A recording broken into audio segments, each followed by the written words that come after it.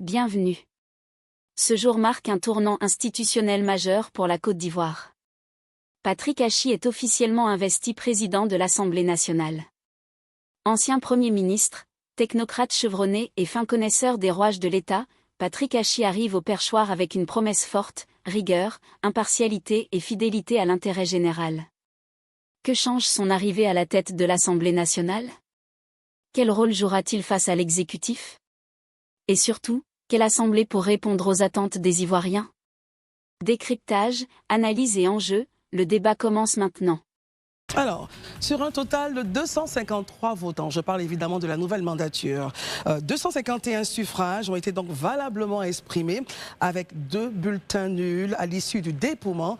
Patrick Jérôme Achi a obtenu 215 voix contre 36 pour son adversaire Yao Lazare, soit respectivement, comme on le disait donc à l'entame de notre projet de ce soir, 84,98% et Yao Lazare, 14,23% des voix. Élu donc Patrick Jérôme Achi, président de l'Assemblée nationale de Côte d'Ivoire. Il disait, et je le cite en quelques mots, « Je m'engage à être le président de tous les députés ». Ensuite, c'est dans un esprit permanent de dialogue, de respect mutuel et de responsabilité partagée que nous ferons vivre et gagner ensemble cette législature. Voilà, l'ambiance, dit-on, a été donc bon enfant lors de cette séance inaugurale. Élisée Boloube, que gagne l'Assemblée nationale de Côte d'Ivoire à avoir un homme d'un tel profil technocrate ayant été Premier ministre, maîtrisant les dossiers de la République? Que gagne cette nouvelle mandature avec un tel profil?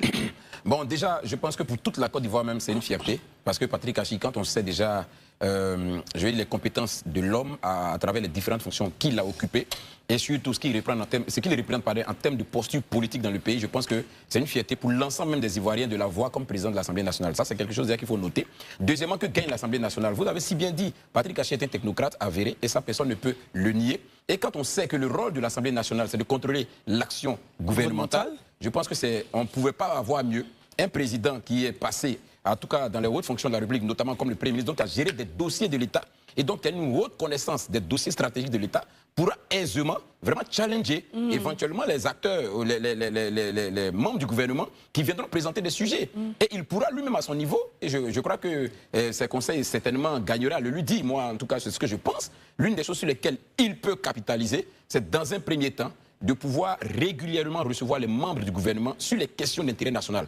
Malheureusement, ces dernières années, c'est des choses qu'on n'a pas très souvent vues. Quand même, parfois, on a constaté qu'il y avait des conflits ou qu'il y avait des difficultés dans certains postes ministériels, dans certains départements ministériels. Rarement, on a interpellé ces ministres-là pour s'expliquer, pour qu'on puisse comprendre. Pas qu'on veut les accuser, mais la redevabilité telle que même prônée par le chef de l'État exige de ces ministres-là, quand il y a une situation dans leur département, de pouvoir venir expliquer. Et la tribune la plus indiquée pour les recevoir afin qu'ils expliquent, c'est le Parlement, puisque c'est la représentation nationale. Donc je crois que le président Patrick Achi, président de l'Assemblée nationale, gagnerait en tout cas enfin un exercice régulier, mais mieux à le téléviser, parce que l'une des choses aussi que très souvent les populations attendent, c'est de savoir ce qui se passe à l'hémicycle. C'est vrai que parfois on a des comptes rendus, c'est pas mauvais, mais ce serait intéressant de suivre en direct, comme à une certaine époque. Voilà, on vive les débats de visu. Donc peut-être qu'il faut qu'on passe maintenant à une autre étape, celle-là de téléviser, de rendre public vraiment les débats parlementaires, de sorte à ce que les Ivoiriens sachent qu'est-ce que leurs représentants font au Parlement, comment les débats sont conduits et comment les membres du gouvernement qui, eux, portent un mandat national, vraiment conduisent les dossiers de l'État. Donc ça, pour moi, c'est avoir Patrick Achi au perchoir, c'est une chance pour notre pays, pour notre nation, et pour voir vraiment le débat, je vais dire, sur le contrôle de l'action gouvernementale évoluer de façon très positive. Très bien. Herman, il vous souviendra également qu'il n'y a pas eu d'unanimité, comme l'élection de l'ancien président. Oui, voilà. Est-ce que vous avez un constat à faire là-dessus et puis vous embrayez? C'est qu'après, on constate que à l'époque du président de l'Assemblée nationale, Adama Bitogo, il avait réussi à faire en sorte que tous les groupes parlementaires, même de l'opposition, votent pour l'Assemblée nationale, sa présidence à l'Assemblée nationale. Bon, je veux dire que chacun... Est-ce que c'était un enjeu important? Bon, je ne crois pas. De toute façon, aujourd'hui, ça montre aussi la capacité de peut-être Bitogo à pouvoir fédérer les gens. Je ne pense pas que cela manque chez Patrick Achi, sauf que le contexte a changé. Aujourd'hui, on est sorti d'une tension où le PDCRDA n'a pas participé aux élections présidentielle. On a vu un peu ils ont perdu jusqu'à plusieurs sièges, je suis 62, ils sont aujourd'hui à 69, ils sont aujourd'hui à 32 sièges. Donc le contexte a forcément changé. Donc attendre à ce que le groupe parlementaire, avec tout ce qu'ils ont dans la gorge du PDC, tout ce qu'ils ont dans la gorge, voter pour donner leur suffrage au candidat du RHDP à l'hémicycle, je ne crois pas. Mais toujours est-il que ce qui est important, et ça, je pense que il a dit aussi, entre autres, le nouveau président de l'Assemblée nationale, c'est les députés, il faudrait que les gens comprennent que les députés qui sont élus, dès lors qu'ils sont élus, ce n'est plus leur casquette politique, ils sont députés de la nation, donc de la République. Normalement, l'Assemblée nationale est un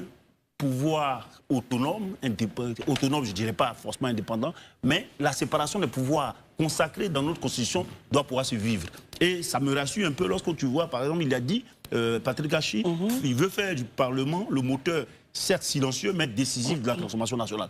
Il faudrait qu'on sente, puisque lui, Élysée l'a dit en autre, c'est quelqu'un qui est au fait des dossiers techniques, il a été dans plusieurs institutions, dans le gouvernement, à l'exécutif, il a été à plusieurs missions, donc il connaît plus ou moins les attentes dans chaque portefeuille ministériel. Donc le rôle de l'Assemblée nationale, sa mission qui est cette mission de contrôle de l'action gouvernementale, doit pouvoir se vivre sous lui. C'est-à-dire qu'utiliser les différents leviers que l'Assemblée nationale a, notamment les questions orales, les questions écrites, les interpellations et débats parlementaires, les commissions d'enquête, le contrôle budgétaire, la motion de censure, essayer d'utiliser tous ces aspects-là pour pouvoir interpeller un membre du gouvernement ou bien certains acteurs à des postes clés de portefeuille technique du pays pour pouvoir savoir qu'est-ce qui fait qu'ici, par exemple, on parle de détournement, ceci, cela. Il faudrait qu'on puisse le sentir. C'est vrai qu'il doit être un partenaire de l'exécutif, mais il ne doit pas oublier que l'Assemblée nationale est un pouvoir à part entière, c'est un pouvoir législatif qui doit faire une sorte de pouvoir à l'exécutif. Marius Como, il disait également « Je m'engage avec impartialité parce que la République l'exige et que nos institutions en tirent leur crédibilité. » Pour cette nouvelle mandature, est-ce l'homme qui fera avancer le projet de grande Côte d'Ivoire, Marius? Il a tout le profil, il a toute la compétence et il a toutes les faveurs, bien entendu, de l'exécutif. Si on s'en tient justement au fait que le pouvoir d'État en Côte d'Ivoire est dirigé par un régime qui n'est autre que le régime du RHDP, qui plus est l'a proposé comme candidat au perchoir de notre hémicycle.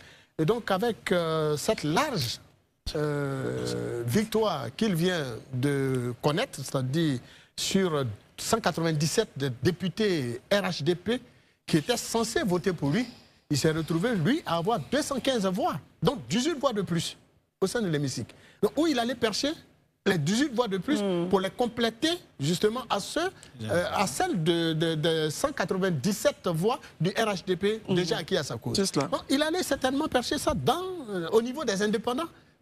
Il a fait preuve d'un leadership. Oui, comme l'a reconnu d'ailleurs l'un des indépendants et non des moindres, M. Diom Bato, qui a dit avoir voté pour lui au cours d'une interview qu'il a accordée à un média de la place. Au-delà de cet aspect, on peut le dire, et sans risque de nous tromper, qu'il a dû également aller chercher ces autres 18 voix au sein même de l'appareil du PDCI-RDA à l'hémicycle. Et ça n'étonnerait personne. Pensez que le PDC ou ses députés au sein de l'hémicycle, les nouveaux ou les reconduits, du PDCI ne l'ont pas voté, ou un ou deux ne l'ont pas voté, je ne le crois pas. On ne peut pas faire véritablement, parce que, quoi qu'on puisse le dire... Vous pensez qu'il a aussi pris des voix au PDCI? Il allait piocher un peu partout pour obtenir les 215 voix. Parce que, je l'ai dit, les voix du RHDP, c'est 197 députés.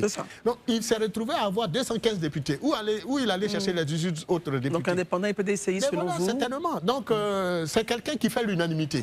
Et je ne pense pas que depuis la naissance de cette Troisième République, au sein de notre hémicycle, on a connu un haut cadre, pour ne pas dire un président élu, qui a eu autant la faveur des votants. Et donc, c'est quelqu'un qu'il faut saluer, c'est quelque chose, qu'il faut saluer. Et nous espérons bel et bien que la mandature, que dis-je, la législature de l'Assemblée nationale sous la présidence de M. Patrick Hachi, eh bien, permettra, et comme vous l'avez souligné, de mettre en œuvre le programme du gouvernement, parce que c'est d'abord ça, ils sont majoritaires. Et Patrick Hachi, bien que aujourd'hui président de l'Assemblée nationale, devrait se mettre au-dessus des différents clans politiques, mais il n'en demeure pas moins qu'il est le candidat choisi ou à se percevoir par le pouvoir en place. Et donc, il mettra en œuvre le PND, le Programme national de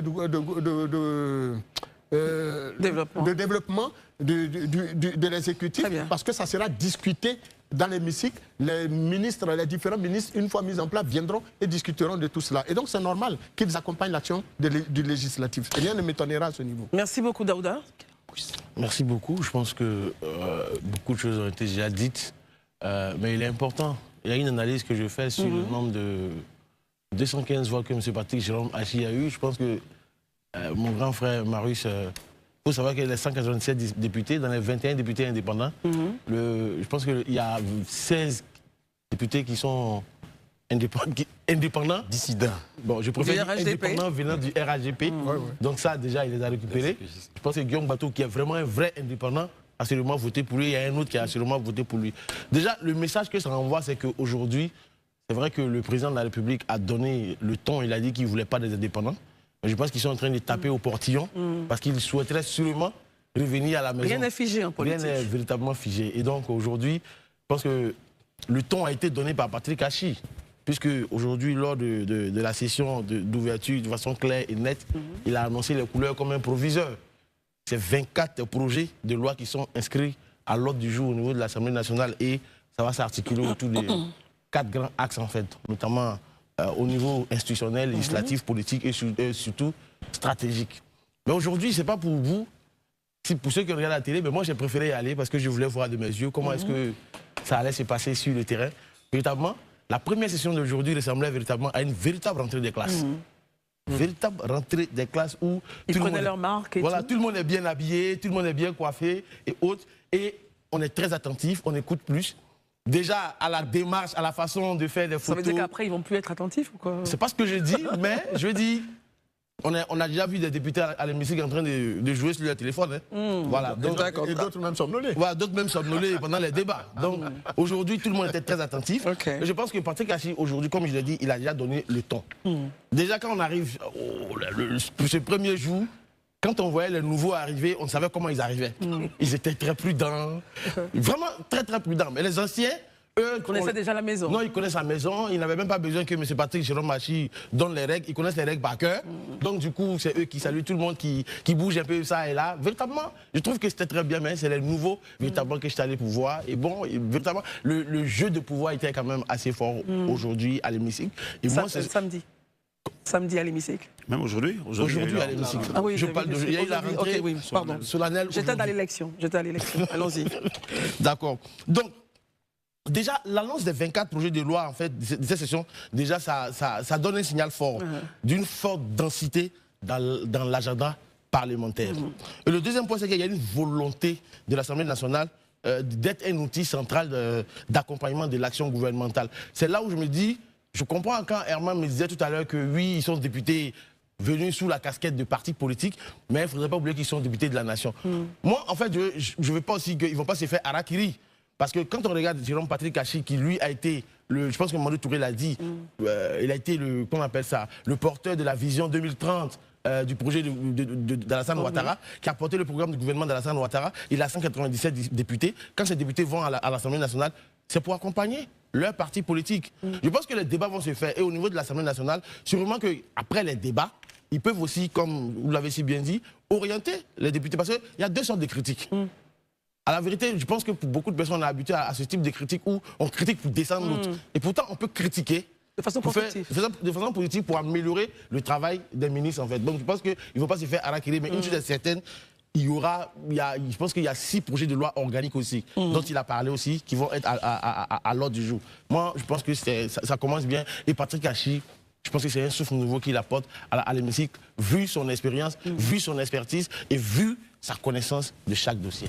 Et si on allait un peu plus dans le détail avec vous, docteur Kwame Christophe, bonsoir, bienvenue. Alors on rappelle, vous êtes une figure très importante de la société civile en Côte d'Ivoire, pharmacien de formation, mais vous êtes engagé depuis près de 20 ans dans la défense des droits humains, la gouvernance démocratique et l'éducation citoyenne en Côte d'Ivoire. Donc vous savez un peu de qui nous parlons. Nous parlons ici de Patrick Jérôme Hachi, nouveau président de l'Assemblée nationale. Et la question posée à Élysée, je vous la ramène. Qu'est-ce qu'il apporte de plus avec son background, justement, dans la gestion des affaires du législatif? Alors, merci madame. J'ai en plaisir. face de moi un gros dossier, mais je vais vous donner qu'un résumé. Oui. Civis Côte d'Ivoire a déjà préparé pour la mandature 2026-2030 un document sur une analyse pédagogique et institutionnelle des dynamiques politiques ivoiriennes avec en point de mire le président de l'Assemblée nationale, Jérôme Patrick Achi. Permettez-moi aujourd'hui d'être un peu littéraire, je vais lire un peu parce que c'est tellement dense, vous sentez l'émotion dans ma voix. Tout à fait. Nous attendons tellement de choses de cette nouvelle législature. L'élection de Patrick Achi, pour nous, doit être analysée comme un événement politique majeur, sur deux plans principalement. Allez-y. Il n'est même pas un parlementaire classique, c'est un ancien Premier ministre, ancien secrétaire général de la présidente, un homme de confiance du président en place aujourd'hui. Son profil lui tranche avec celui de tous ses prédécesseurs. Là où d'autres présidents de l'Assemblée nationale étaient des chefs de parti ou des figures charismatiques cherchant à exister politiquement, M. Patrick Achi est un gestionnaire de l'État. Sa connaissance intime de la mécanique gouvernementale, du budget de l'État et des dossiers internationaux, FMI Banque mondiale. Je précise que je suis boursier FMI Banque mondiale, donc le président Patrick Achi et nous, on s'est rencontrés déjà au FMI Banque mondiale, aux assemblées. Oui, le président, voilà. FMI Banque mondiale. C'était l'année dernière. Oui, l'année dernière. 2023, 2024, nous étions à la Banque mondiale. 2013, nous étions à Tokyo avec le FMI et la Banque mondiale. Donc, nous le connaissons à ce titre en tant que membre de la société civile et travaillant dans la gouvernance. Donc, ce monsieur, nous pensons que sous sa direction, il va privilégier l'expertise. Il a déjà exprimé, vous l'avez dit tout à l'heure, qu'il va présider avec exigence et impartialité, appelant à des lois utiles. Concrètement, qu'est-ce que ça signifie? Nous, on pense que ça signifie que les textes de loi seront probablement examinés avec une rigueur technique accrue. N'oubliez pas que nous avons une posture de plaidoyer. Donc, en analysant positivement et de manière constructive ce que le président va faire, nous démarrons déjà le plaidoyer. Nous, on pense que le président Patrick Achi sait où regarder dans un budget. Il sait identifier les faiblesses d'un projet de loi. Il pourrait utiliser ses connaissances, sa position, non pour bloquer l'exécutif, mais pour améliorer la qualité de la production législative en amont, agissant comme un contrôleur de qualité, un contrôleur de luxe que le gouvernement nous donne aujourd'hui pour agir au niveau de l'Assemblée nationale. Merci d'avoir regardé cette vidéo jusqu'au bout. Que Dieu vous bénisse abondamment et vous accorde paix, santé et réussite dans tout ce que vous entreprenez. N'hésitez pas à vous abonner pour rester informé. À très bientôt.